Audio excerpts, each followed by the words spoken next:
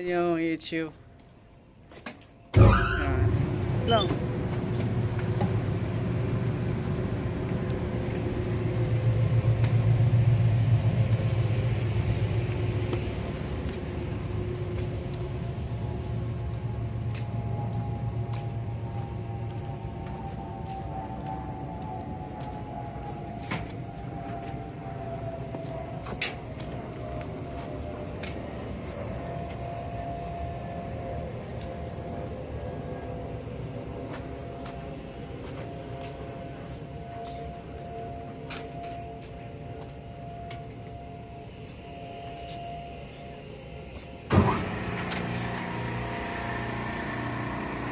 Running na yung ano natin, nakikita mo yung indicator yan.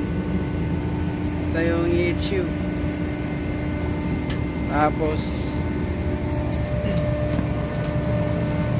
yung ano natin, pump yan, naka ano na yung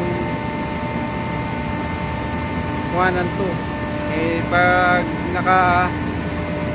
may mga event, tinanaw natin yung auto on para kung may sira yung isang pump, may ano ulit siya, back up siya.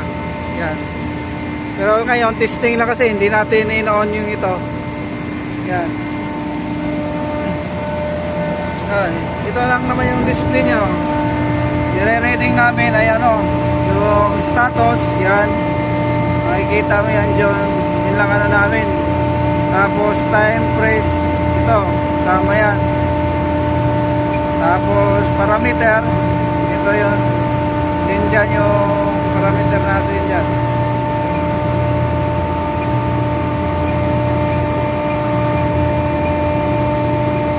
Yan, kasama din yan sa re-reading natin.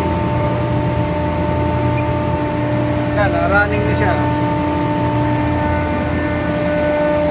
Tapos ito, kasama din to sa ano natin, pagre-reading amperahin niya, amperes sa voltage.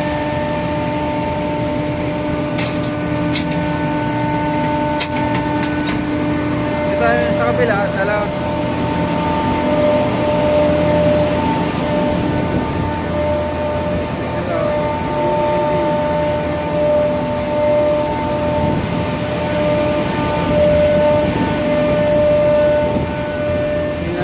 Tapos yung dalawang EH yun sa kabila, sa may likod.